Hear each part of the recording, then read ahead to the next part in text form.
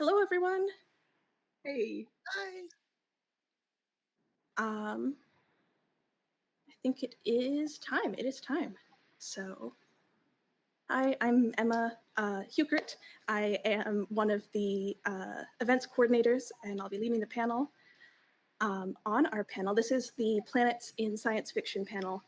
And on our panel, we have Alex Innanen. Am I saying that right? It's Innanen. Innanen. Okay. Diane, Duane, Cat Valente, and Emma Puranen. Okay. Puranen. Alex Puranen. and I were very excited to find out that we're both Finnish and Nice. both on this I was panel. going to ask, is that Finnish? Yeah. Sure is. Yeah, so thank you all for coming. If this is your first panel, welcome to CrossingsCon. And for the rest of you, welcome back. It is good to have you. And so just to start off, do you guys all want to introduce yourselves and tell us a little bit about the planets that you've written about, or the relationship that you have to planets in science fiction, I guess? We can go... Who wants to go first? Let's do authors first, and then our two other guests.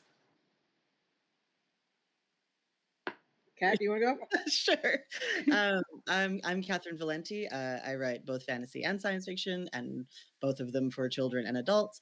As far as my science fiction books, I wrote Radiance, which is all set in our solar system, but the planets conform to kind of pulp science fiction ideas of what they might have been before we knew they were none of those things. So a very intimate relationship with all of the solar system planets plus Pluto.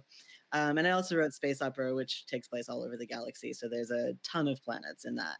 And I wanted to share that this very morning, my 2-year-old son came in with, he has a full set of planet magnets, and he had Jupiter stuck on a can of pumpkin. And he proudly announced Poopader. I've never heard Poopader as a pun ever anywhere. Just makes me upset at the world, but I felt like that was a good icebreaker to open our planet panel. That's delightful. Absolutely. Well, I'm Diane Duane, and I veer madly between science fiction and fantasy, and sometimes, I guess, what we would have to call science fantasy in terms of the Young Wizards novels. The concept there is that wizardry is not a one-planet phenomenon, that the wizards that work here are members of a vast intergalactic brotherhood and beyond galactic.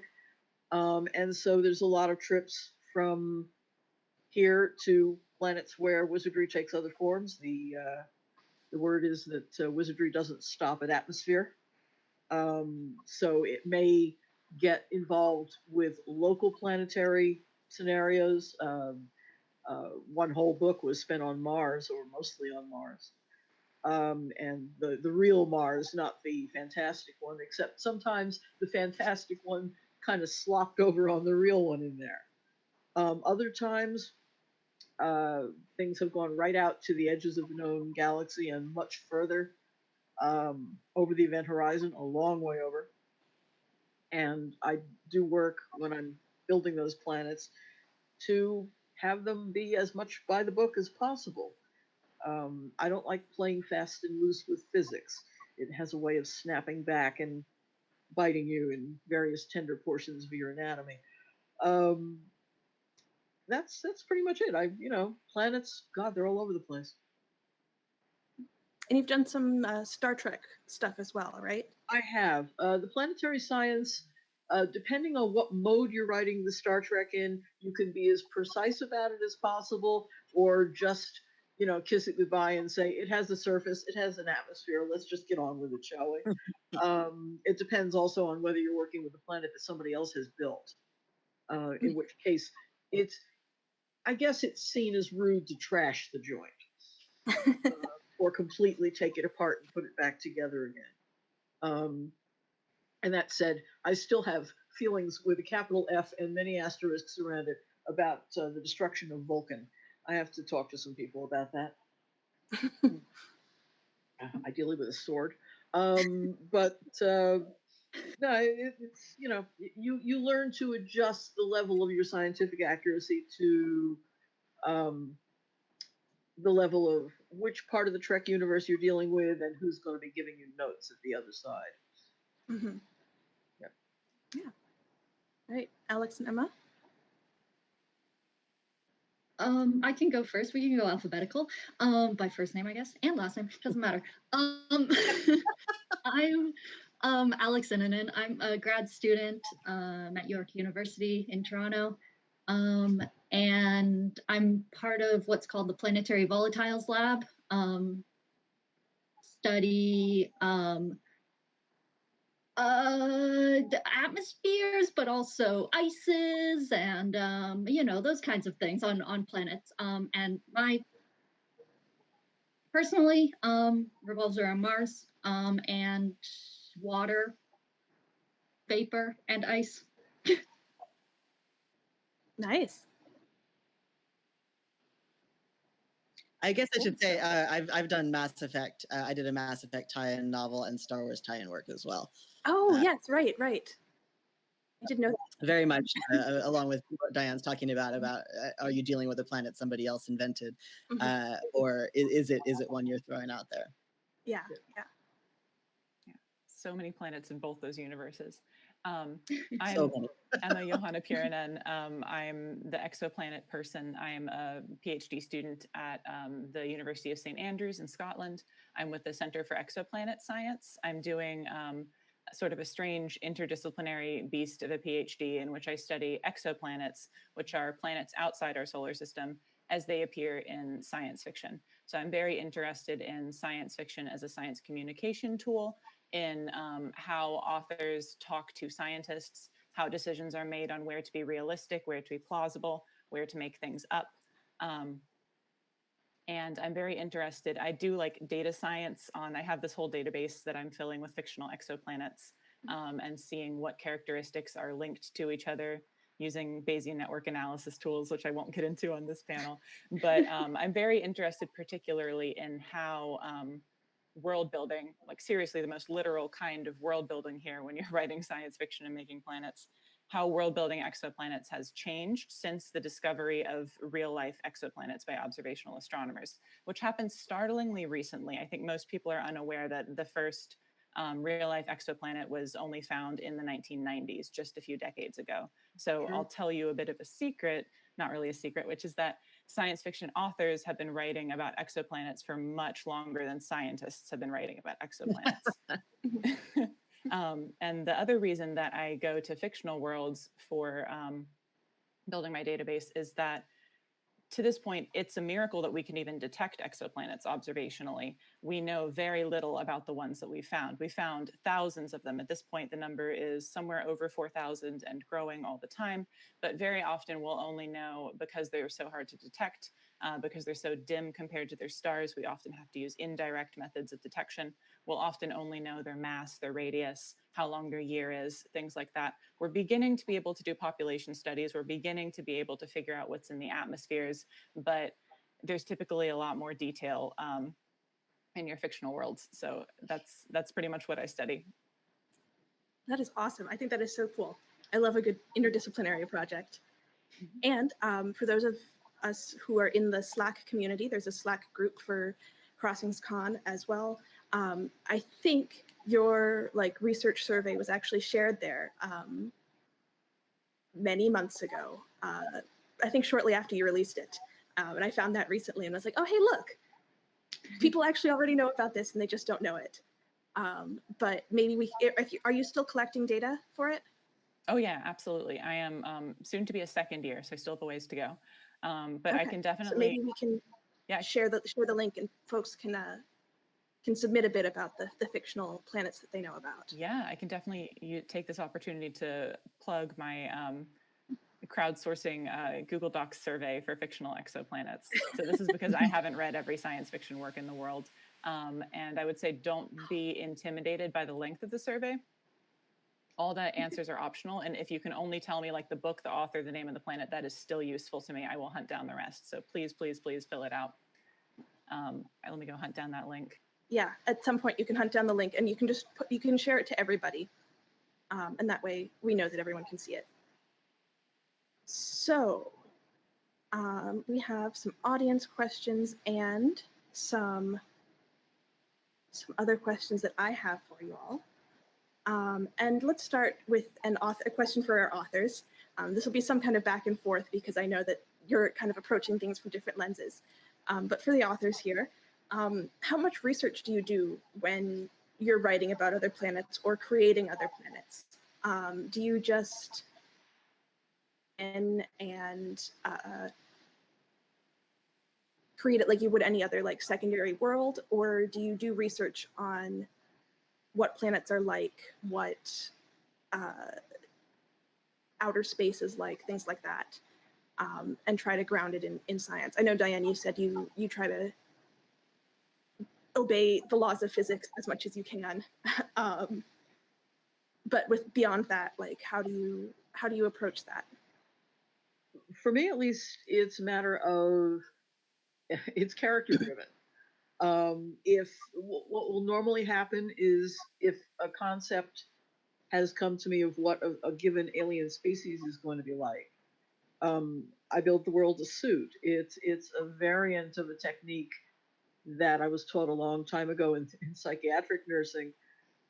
For working out what's going on with somebody, you ask yourself, how do you raise a person so they turn out like this? Wow. It's one of a number of tools. It's hardly a be all and end all, but it can be a place to start. So if you've got an alien species, you then, if they're tall and slender and have hard gray skin and are vaguely humanoid, then you have to start saying to yourself, well, why are they like that? What is their planet's gravity like? What is, how close is their planet to their star? What kind of star is it? Where is it located? Are we intergalactic or are we somewhere else entirely? And once that happens, all right, for gravity, well, okay, fine. So how dense is the planet? There are tools online where you can plug the variables in and it'll spit out a planet for you. You can get them. Nice. Oh yeah, they're up there. If you just put in build a planet online, I mean, Like a link. yeah, I'll have to go looking. I haven't used one of those in a little while, but they are out there. They'll give you a starting position, and after that, you can begin to refine your work. But in general, you look to build a world that will support what is going on with the characters that you're populating it with. And sometimes you build one just to freak people out. In High Wizardry in particular, I needed to build a planet that was one gigantic sentient semiconductor. Or it was going to be sentient as soon as we put one of our newer wizards on it and let her start messing around. So I had to work out, all right, well, what is the physics and what is the chemistry of the surface of this planet going to look like? That took a little while. And, how realistic is it? That is a question for the readership to answer more than it is for me. They'll tell you whether they were convinced or not. Yeah. There's always going to be a little bit of hand wavium in the equation somewhere. What we know about the worlds we have found is typically they are unpredictable in ways that never would have occurred to us. So I try not to fill in all the blanks because the blanks are fruitful. They will sometimes save your butt later on. Yeah, absolutely. Well, I guess I'll mainly talk about space opera because there's nothing else where I had to create such a sheer volume of planets. Mostly with Mass Effect and Star Wars, I worked with planets that were already part of the canon. But space opera is inspired by and kind of revolves around spiritually Eurovision. And so I had to have approximately as many aliens and alien species and their attendant worlds as there are participating countries in Eurovision. Depending on what country the people in the audience are from, you may or may not know that that's quite a lot. But it was actually one of the best times I ever had as a writer making these planets. It's like a puzzle where you're working backwards, like Diane says, from a species, or working forward from a planet to what species would evolve on that planet. And sometimes I genuinely do go looking for articles on what are the cool new exoplanets that people have found. There's probably my favorite planet from space opera is Sagrada, which is the homeworld of the Helicon. And it was because I saw an article about the Vanta Black planet, that there is a planet whose surface is so dark that it discards light around it.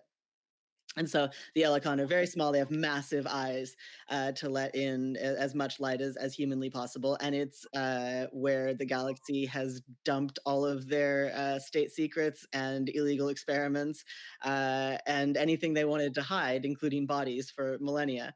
And that's how these creatures built their society. So I love doing that. I love, taking some real bit of science and then extrapolating it out to something that I can make, interesting or resonant or funny. The like, there's a planet where it rains diamonds or glass is the one that everybody likes to sort of talk about, and that's cool and all. But one of the things I do like to do is think about that seriously, and there's no umbrella in the world that survives that. Not actually that fun a planet. So yeah, it's like, playing a game of Clue, where you have your 3 little cards that you need, and then you construct a crime/planet around it. And I really genuinely enjoy that. Even in Radiance, which is, as I said, it's an alternate and explicitly an alternate universe. Where everything in our solar system is a little closer, and all of the planets are habitable. And even then, I tried to hew to what the current science was around 1910. What we thought might be out there, what we thought we might be able to do with it. Ether is the aethers are an actual real scientific thing. But I did try to ground it in some kind of model of the universe that humans actually had around the turn of the century or the 19th century. And I like those limitations. I like mapping it to some kind of real thing.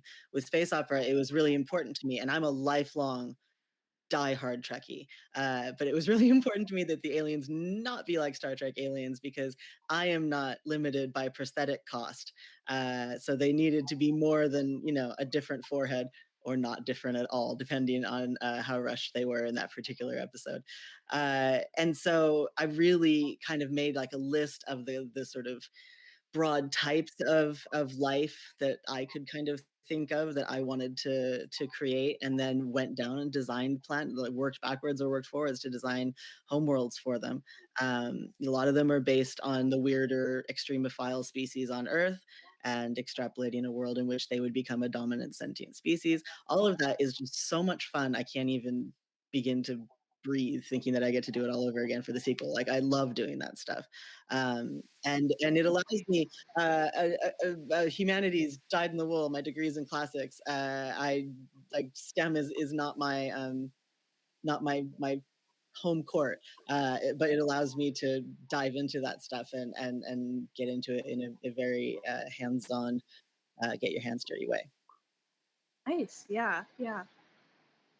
Fun to get to do those thought experiences and really kind of stretch your imagination. And when you have those constraints, sometimes that means that can make it because you have to creative solutions. Yeah. So then now for our 2 science and research people, know about planets and about exoplanets.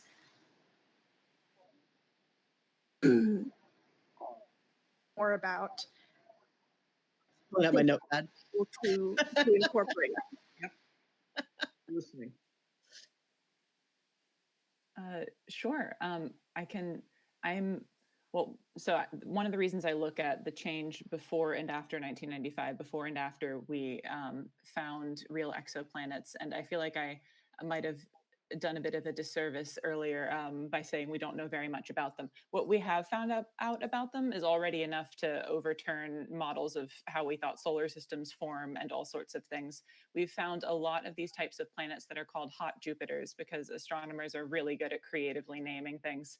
It's just a gas giant planet that orbits really close to its sun. And we used to think that solar systems have small rocky planets close to their star and big gaseous planets much further away, like in our own solar system, because that was our only example. But we're finding all these examples of hot Jupiters. And so it wouldn't necessarily be a habitable planet, but they can be really cool. They get really puffy because the gas gets hot. And so you can have like a comet tail trailing behind the planet. Similarly, another type that I really like are most stars are red dwarfs, are smaller and cooler than the sun. And in order to have a planet orbiting far enough from a red dwarf to have liquid water on its surface, it needs to be pretty close, which means there's a strong chance that it'll end up what's called tidally locked. So that's where the same side of the planet is always facing the star and the same side is always facing away from the star, like how we only see the same side of the moon. The moon is tidally locked to the earth. So then you get into all sorts of interesting time things that you could do with your aliens or anybody who lives there, because then day and night are not times, they're places on this planet. And if you stand in the same spot, the sun never moves in the sky and shadows are permanent and just all sorts of really cool things you can do with time. I always, like when you're I write some science fiction as well, and when you're writing any world that doesn't have the same time as Earth, you realize how many time related words we have in our everyday language, like their everyday language. It's really hard to change your vocabulary for that sort of thing.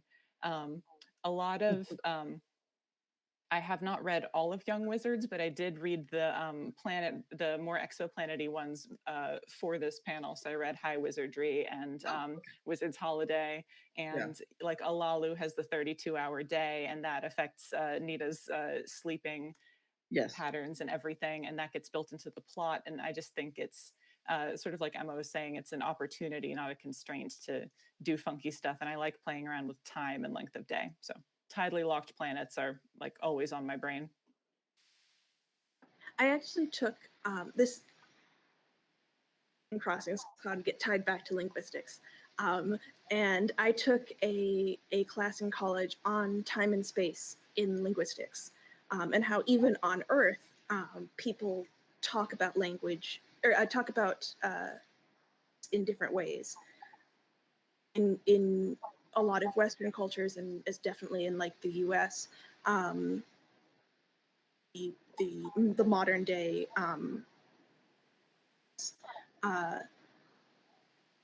you perceive time kind of usually linearly, and the future is usually forward and the past is behind you. But there are cultures and languages whose language about time different, or if you have synesthesia, and you can visualize time around you, how you speak about it as well. And it's not a like Sapir-Whorf thing where you like it actually changes your brain or anything, but as the world around you. Interesting then to also see how that changes you use, and how you kind of perceive based on some things like being tidally locked or having a permanent day or night. I actually for that black planet I was talking about, in their language, everything that is good or pure or cool or has any positive quality, the adjectives are synonyms for the word black or dark. Mm-hmm. So I love doing that too. Like then the next step of the puzzle is designing the language. On the linguistics thing, not to like completely tangent on this, but I was writing about optical phenomena, or about people who have like languages that have fewer words for colors will actually perceive fewer divisions in like the rainbow spectrum. So we have like our classic kind of 7, Yeah. but if like a language has fewer words for like different colors along that spectrum, when they look at a rainbow, because there aren't actually a rainbow, it's a they'll perceive fewer individual colors in the rainbow, which is just like very cool. Yeah, you have, you know, if you have like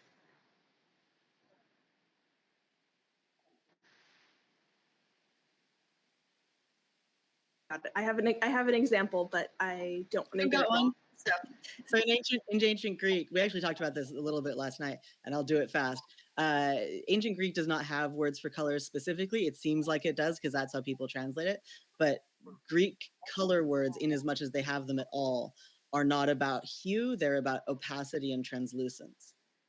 And then they all have kind of a simile baked into it, like the wine dark sea.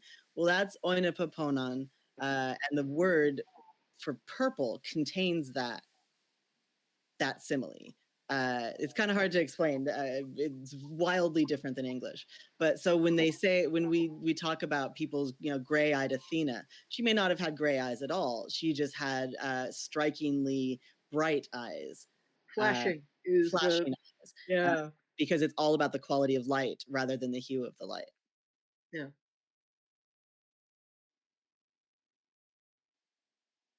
And then you start thinking about all the variations just on Earth among our own species. And yeah. Do you have anything else that you think would be really cool that people don't know about in science or within the solar system planetary science?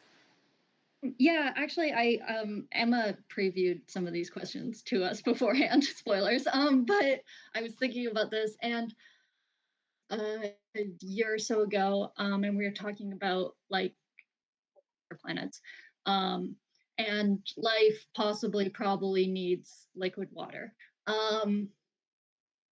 this time, and about Titan is liquid methane lakes, which is very cool. But is there liquid water on Titan? So there's this concept, volcanoes. So instead of classical Earth volcano, where it's molten rock that kind of bubbles up and then does its thing, it's molten, super pressurized water. It's so cold and on Titan, the acts like magma, like lava, and could come out of this volcano and kind of, freeze. And it's so cool. And it's if there's something like this, then that would be a potential source of liquid water, even on this planet where like liquid water it could exist. That's amazing. Yeah. Yeah. Oh, yeah. That's going in something. There's actually upcoming hopefully mission to Titan called Dragonfly, and they want to send like a little drone and stuff and a rover, and potentially might look for cryovolcanoes. That would be wild. I love those places in reality where extreme conditions start screwing around with what we assume are the normal qualities of matter. Yes. And Yeah. it starts misbehaving, so to speak. Yeah. I'll tell people about how we get snow on Mars at the poles, and it just like blows their minds. Yeah. Because you don't think about snowing necessarily. It's true. Another thing that just came to mind that I have not read Space Opera yet, but it sounds incredible. I love Eurovision, so I absolutely need to read it. You like exoplanets in Eurovision. Yeah, exactly. It's like I had a lot of friends who were linguistics majors in college. I was not a linguistics major, but I had a friend who was an astrophysics and linguistics double major. And every time somebody met them, they were like, "Have you seen Arrival yet? Have you seen Arrival yet?" It's got us both of those things. But another thing that can happen with exoplanets is there was fairly recently discovered a bunch of planets in this system called TOI 178 that are in an interesting orbital resonance. I can't remember what the numbers are exactly, but that an example of an orbital resonance would be if you've got like 3 planets going out from the sun, they might be in like a 4-to-1 resonance. So for every 1 orbit of the furthest away planet, the innermost one orbits 4 times and the second one orbits twice. When this was discovered, some of the researchers made some music out of this, and it's really cool. There's like a little audio file on a lot of the Discovery articles that you can play. And I just think orbital resonances are another really cool thing.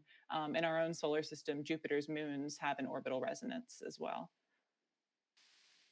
I think this comes up a little bit in games Wizards play.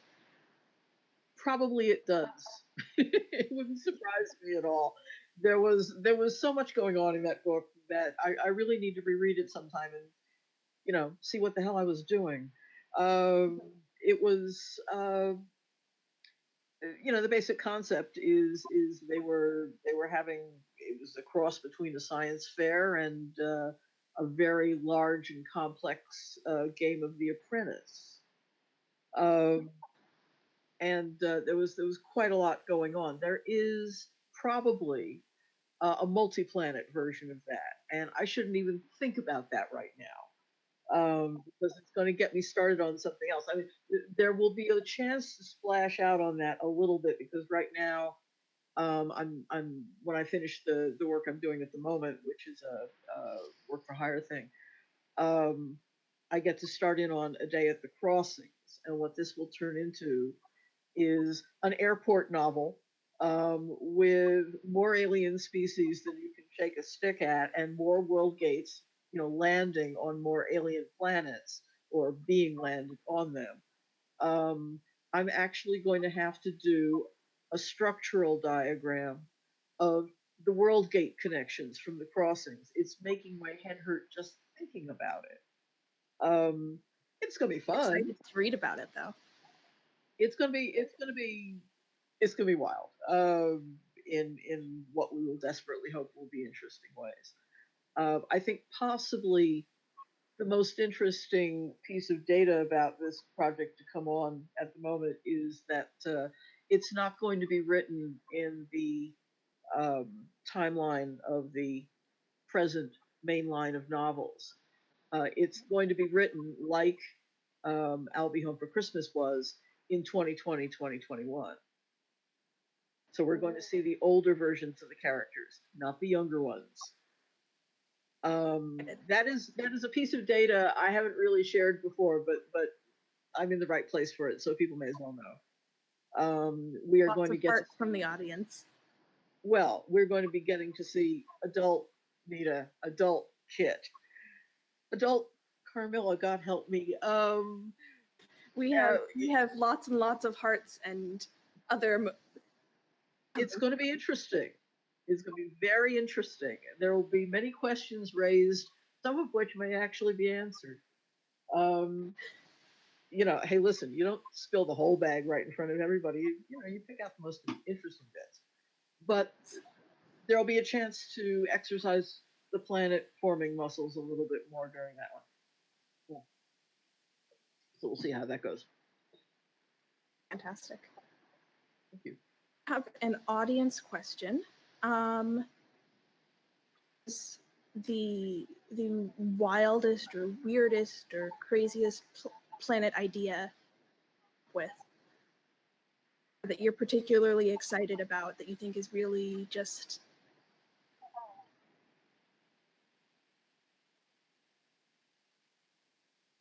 one that you've seen in a different that you haven't written yourself. Wow, that's really something new or different or unusual. I'm drawing a horrible blank right now. Kat, what have you got? I mean, I think I talked about Sagrada, which is Yeah. definitely, I think, the most interesting and unique one that I've done, and I haven't really seen it done quite the way I did it. So that's probably my favorite of mine. I think I'm going to have to do something pretty wild with one of the other species whose planet wasn't revealed in the first book, because they are a species of gamers, so they only send their avatars anywhere they go, and nobody actually knows where their home world is or what the points mean or anything like that. But I'm gonna have to come up with something really cool for them. But I had such fun actually extrapolating a species and a culture for an exoplanet that actually exists. I think that that was my favorite.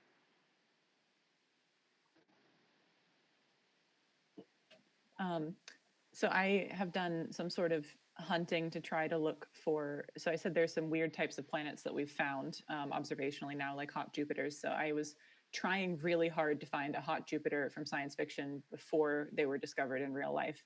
And the closest thing I could find was from this book called The Integral Trees by Larry Niven from the 80s at some, I forget what year. But the concept there is that this planet is orbiting a pulsar, which is a dead stellar remnant. And it orbits really, really close. It's a gas giant, but it orbits so close to the star that its atmosphere is just kind of completely torn apart. And there's essentially this big rocky core orbiting inside a donut-shaped atmosphere that extends the whole way around the orbit. So it's orbiting in an endless sky. And there's plant life and animal life that just lives in this endless sky. And there's all sorts of calculations done for the gravity of like what happens if you go too close or too far, and how the plants can grow. And there's some human settlers that have come and live on these things called the titular integral trees, which are kind of S-shaped, like an integral symbol, because of the way that all the forces move in this endless sky atmosphere. And well, it's not very realistic. It's certainly very out there. And like I said, a lot of these hot Jupiters we found do have these sort of comet tails of like atmosphere trailing off the back of them. So I thought that one was pretty darn cool. Really, really neat. Mm-hmm. Someone in my lab who studies an exoplanet called B, which is a lava planet. I hope I don't butcher his science too much, but from what I understand from hearing him talk about it, the winds on this planet move so quickly that it's like barrier. Kind of blows my mind a little bit. Yeah, it's not a place you would want to stand on, but it is very cool. Also, just a really wild planet from fiction is, I always think about in A Wrinkle in Time when they accidentally tesser to a two-dimensional planet. And it's one of those things that's like, oh, that's weird. And then you think about it for like 2 more seconds and you're like, wait a gosh darn minute. Because like, it's two-dimensional. Is that in our universe? Where are they hiding the two-dimensional planets in our universe? It's very, I don't know, it's just fun and silly to think about. A little bit. And then you try to think about people or like alien planets who things in more dimensions than we have. Brain breaks even a little bit more. It's just too much physics going on. It's too much physics. Question from something commonly found in fictional planets that is particularly annoying to you or bothers you. Oh, one planet, one culture is a big one that bothers me, and frankly, some of this is just time, and being efficient. And as a writer, I fully understand that. But you also run into this kind of like one planet, one species, that even the sort of flora and fauna of the planet are not overly fleshed out. There's nothing like dolphins, an intelligent but not sentient species or anything like that. It's just when people treat planets as they would treat countries in fantasy, and one country, one culture is baffling as well. But especially like when you look all the things we've talked about, different languages just on this planet, the different species just on this one planet. And I've read books in which the level of mutation on our planet is one of the things that makes it special. The Uplift Saga has that. And that says maybe, but I can't really believe on the level of what we know about ecology right now that sentient species would arrive on such starved planets. A spectrum of like, yes, we might be unusual in the amount that we have developed. It's nice at least that there's an explanation and a reason for it rather than just this is what people are like. There's a spectrum of like you are. Yeah. I really enjoyed Surprise. The Zindi had 5 sentient species that had arisen on the same world. And whether it's realistic that they wouldn't have just annihilated at least one of them or not, at least it's something you don't see very often. It started with Enterprise, the show. They had the species, the Zindi, and it turned out that they weren't one species; they were 5 that had evolved, co-evolved on this one planet. What was the their series that you mentioned? The Uplift Saga, which is David Brin. It's as pure 90s science fiction I think as you're ever likely to find, and has some not great stuff, but I loved it as a young reader. It made a big impression on me. Cool. There's 6 books. Oh, at the Uplift group. Yeah. Alex, were you saying something? I think I have a really similar. Well, I also have the same pet peeve as Cat, but I also have a very similar, which is one like a single planet being one type of thing. I call this the Star Wars planet problem. Like you have a desert planet or an ice planet. Or it's like that's just not how atmospheres work. Mars, which has a very thin atmosphere, there's not a ton going on there, has remarkable differences from one place to another. Like even within Gale Crater, which is where Curiosity is, so I think about it a lot. From the start of the mission to kind of where we are now, driving up Mount Sharp, the terrain has changed a ton. Convinced me that there's an entire planet that's just a desert. Somehow people live there. Atmosphere. I understand that planets are hard to show an entire planet. But yeah, I think in the Imperial Ratch trilogy by Anne Leckie, she has a line in a book that she just says like planets are big. She shows only like one small area of a planet.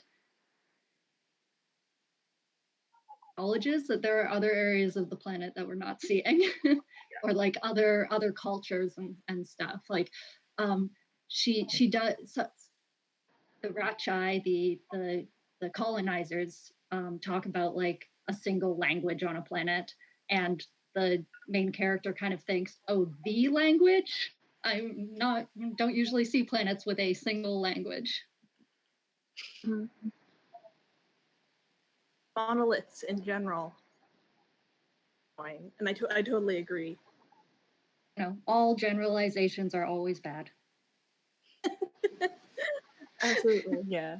I don't know that I have much to add to that because I agree with everything that's been said, except that I think it's symptomatic of what I call, and I'm sure I didn't coin this, but I don't really know if there's a better term for it, the sample size problem in astrobiology and in exoplanet science in general, which is we only know of one world with life.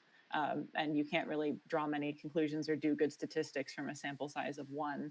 So you end up just taking these little bits of Earth and then making an entire planet about that. I think the TV tropes term for this is Planet of Hats. Yeah. Where, yeah. where it's this is the 1920s gangster planet in Star Trek and stuff like that.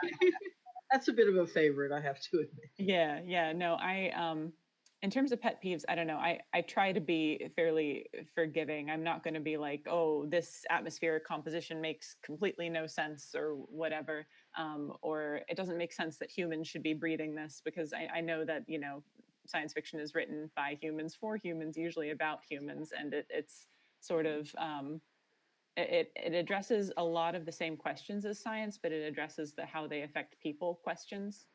Um, and sort of just does these what if scenarios with changing something and seeing what happens. I guess my only pet peeve would be making too many Earth twins, like not taking the time to explore what's different somewhere in the prose. Like um, if you don't put in a detail, readers will probably assume it's the same as Earth. So you don't necessarily need to take the time to explain everything in granular detail. No one has time for that. You're not going to get to your story. You're not going to get to your plot. But and this is like the one difference thing in science fiction. Like you pick one big difference from Earth and you really explore that, because that really affects the plot. But what if the moons are strange? What if the night sky looks very different and you're in the Magellanic Clouds and you can see a whole galaxy in the sky rather than stars like we're used to? I don't know, just not taking time to take advantage of your setting, I think, is probably my main pet peeve.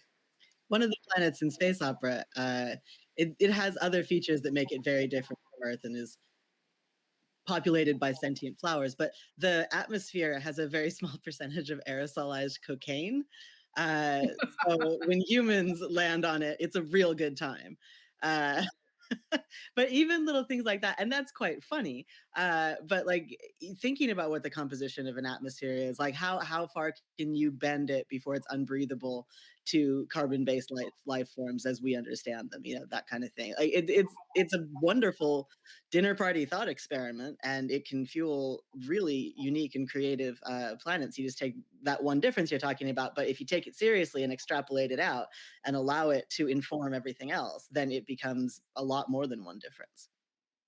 I'm playing with something like that in a much smaller and more granular way right now with the alternate Earth on which the Middle Kingdoms are sited.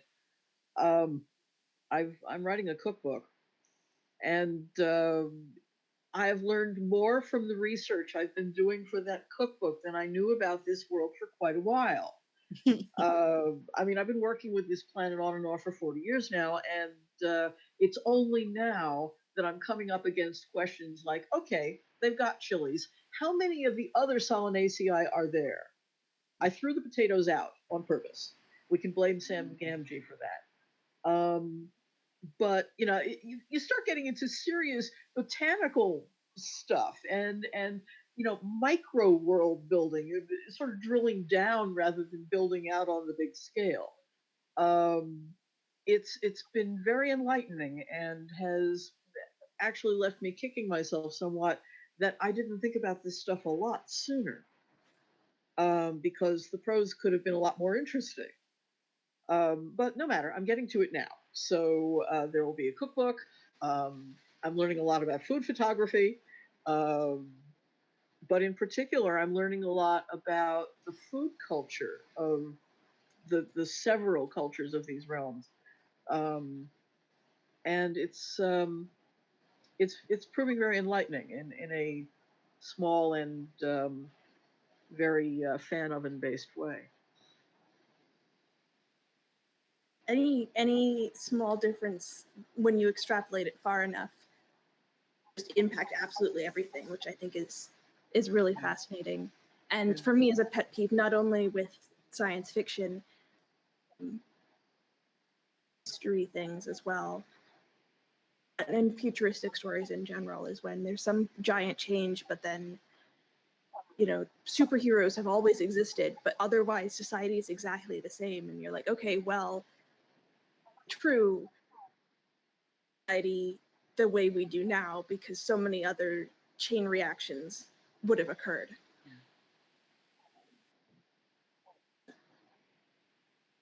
See in science fiction a lot as well, is, you know, this world is totally different, but like Earth, like Emma said.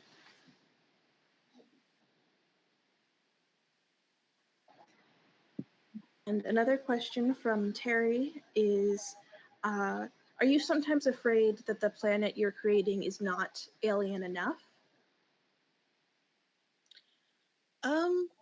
Rarely. I mean, like we're talking about, just like one difference can sound small and not be. I remember from Greg Bear's novel Legacy, there's a jungle planet, but none of the plants ever evolved chlorophyll. So take chlorophyll away, and then you have to think about how these plants are converting energy, what color they are, because none of them are green. And it, that one, you take away that one process and that one, chemical, and you have a knock-on effect that's very drastic. I think for most of us, if we create a planet that's not very different from Earth, it's because what's important about that planet is something else. Mhm. And we can just sort of sketch that planet. But for most science fiction writers, even if they're going to do that, it's still going to be like Coruscant or some, crazy city planet or something like that. So I don't really worry about that too much. If the planet itself isn't that interesting, it's because the species is bug fuck crazy. There are some fun outliers that I look at occasionally when the "is this alien enough" question comes up. Um, I'm a Green Lantern fan from way back, long time now, and there is a wonderful story that goes back a long way about the one Green Lantern. Mogo doesn't socialize is the name of the story, and the reason we find that Mogo doesn't socialize is that Mogo is in fact a sentient planet. Um, and it's a trope a bit, but it's fun to think about. The shock you get when you're like 6 years old or 8 years old, and you read that story for the first time a long time ago, as the nasty space criminal who has come looking for Mogo to put him out of business suddenly realize that the entire planet is in fact a Green Lantern of staggering power, and that he is in deep shit. That's kind of magical. The invocation of sense of wonder through interesting world building. You look at it and you think, I would love to do that kind of shock and amazement to someone with this planet. Can I do that? Probably not. But it's one of a number of possibilities that you hold up and you look at to um, kind of encourage yourself. I mean, when Larry Niven came up with the Ring World, everyone sort of their mouths hung open for a while, and it took only a year or so for people doing Spanish folk songs to come up with that famous one, "The Ring World is Unstable." um, nothing lasts forever, but I'm sure it was fun for him while it was hot. I have to say, excuse me, why are you talking to our luggage is pretty legendary. Well, they finally caught up with that. Apparently, the walking luggage is with us now. Not in the Discworld sense, but in the I will follow you around theoretically and not get too lost sense. It's going to be interesting to watch them work the tech out on that. Hmm. Emma, you're muted. Jinx. I think we all did that at the same time. And our Radiance book, Mhm. a lot of it is based on kind of historical concepts and stuff like that. Where did you draw from to get the inspirations, and how did you decide what went on every planet, So I started out with Venus. Venus is the core of that book, like what happened on Venus and everything about Venus. It's the first planet that is colonized in that alternate history. So I started with that, and sort of way far back, the sort of seed of wanting to write a story like this was I think it's the Lasny story about a fishing expedition on Venus, and Venus is this water world, and there's this, it's like the doors of the lanterns of his mouth, doors of his eyes, or something like that. Yeah. And so I was like, I wanted to do a Venus water world. So that was kind of already dyed in the wool. So with every other planet, I thought about two things. What do I, without looking it up, without rereading anything new, what is my pulp science fiction impression of that planet? And then I asked myself, who colonized that planet? And when coming up with the alternate histories, actually, good Lord, I will remember that night for the rest of my life. It was the best. I cooked a really splendid dinner, and I had a bunch of my historian friends, amateur and professional, over. And we ate the dinner, and we sat around the fire, and I said, all right, space travel is discovered in 1871. What is the political situation around World War II? And we just extrapolated forward what's going to happen, which empire is going to grab which planet, how fast is this going to go, how is it going to affect the westward expansion in America, and decided that actually, because planets are so much bigger, you probably would have a lot more Native American survival, because they wouldn't be quite so hell-bent on just it has to be this land for the manifest destiny thing. And just the ways that history changes, and because the book actually takes place in 1986, how do we get on from that?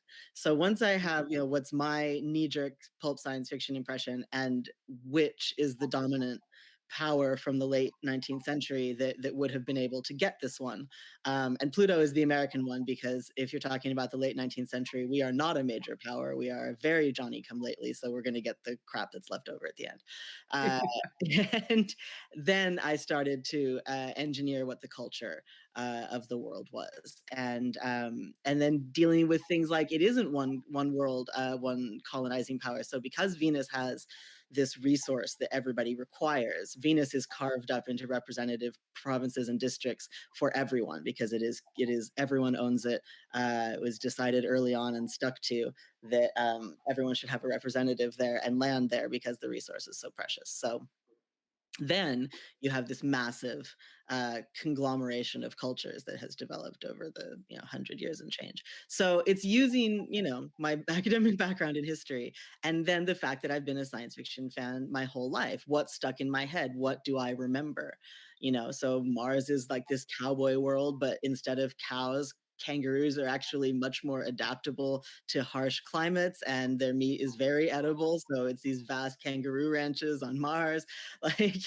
So it was really delightful and fun. But with each planet, I really had to think long and hard about those two things, and then think about what that culture was like. Neptune is French, and so there's this whole thing about how Neptune, as it does, is going basically behind the sun. So there's going to be a multi-year period where there's no radio contact with Earth, because of their how vast the orbit of Neptune is. And so there's this whole scene with the last radio broadcast trying to enforce French culture and French language, and be like, don't forget who you are, because that's very much part of French culture, the domination of the language, and being able to control the development of the language, and the identity as carrying on French history. So each and every one of those was very much required all of my powers, as was both a science fiction writer and a historian. Fantastic. I love that interplay. And for you, based on my own interests, have you seen the NASA posters that are styled like historical travel posters? They came out right after the book came out, and every single person linked me about like, these are amazing. Thank you so much, NASA, for doing an awesome tie-in to the book. Really appreciate it. But yeah, no, I've seen them. I love them. I have a couple that in my house. Over there, my room is still not unpacked. I have the Venus one, obviously. Yeah. That whole project sounds incredible, though. I find that stuff very fascinating for my research, because obviously science fiction authors are drawing on the science from the time, usually when they're writing. So in the early 1900s, you get a lot of science fiction with Venus as like a water world or a jungle planet, and then Mars as this harsh desert environment. And up until the 60s, when we finally started sending probes places, lots of people in the scientific community really expected these worlds to be much more habitable and hospitable. So this was authors writing based on what they thought was the real science of the day. But now it's like this interesting historical fiction, science fiction hybrid, and that just sounds really incredible. Yeah, and then that was absolutely the inspiration for the book. Like I wanted to no longer be constrained by what I know the planets are, and to go back to when they could be whatever we imagine they would be. Or I guess you can call it a paper from William Herschel that I cite in my thesis, where he's talking about all these observations of Mars, and he's talking about the atmosphere, and he says the inhabitants probably enjoy a very similar condition to our own, and he just like takes it as like a known thing that there are people on Mars, you know, watching clouds and stuff. Well, my man Bill thought people lived on the sun, so he had very interesting ideas, and his sister Caroline did most of the work, which is why the main thoroughfare in the biggest city on Uranus is Caroline Street in Radiance. And he wanted to name Uranus George. Sorry, you blipped out. What? Well, can you repeat that? You blipped out. Oh, sorry.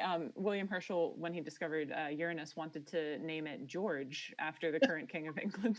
George basically, everyone else in the world was like, no, you can't do that. Yeah. We kind of have a I'm theme just writing going. down planet George. Yeah, no, it's Georgium Sidus was going to be the full name, Sidus. George's star. Star of George.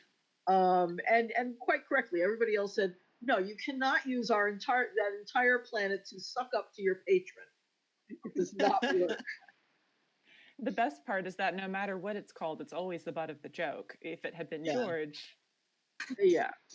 But Jupiter, Mars, and George. Which is kind of funny because in Greek, Yorgos, which is what George comes from, means earth digger, deep in the earth. Nice.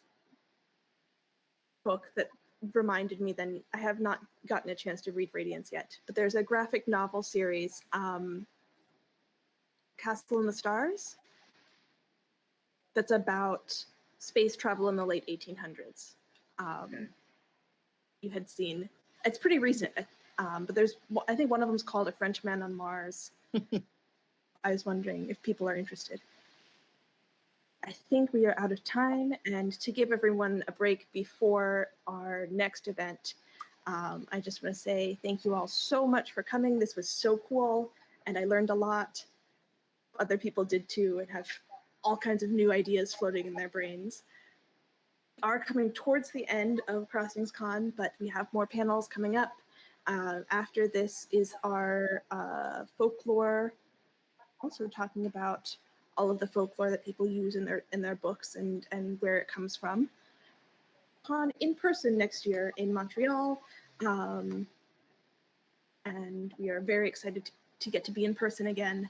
And registration is open. You can register at crossingscon.org or at the in the main hall. It's on Patreon or Ko-fi, and follow us on social media. And also follow all of our lovely panelists on social media. Research. I have a question from someone in the audience. Reading any of the they were wondering if you had any research published that they could read about, because they said it sounds very interesting. Yes, I think I got a PM as well that I was going to respond to after, but I can say it out loud as well. I have a paper upcoming in a book that I don't know when it's coming out about Stanislaw Lem's book Solaris and how that relates to Gaia theory. If you search Filling Space, which is the name of the website, and my name, there's an interview with me on there as well. And so the short answer is all my stuff is forthcoming.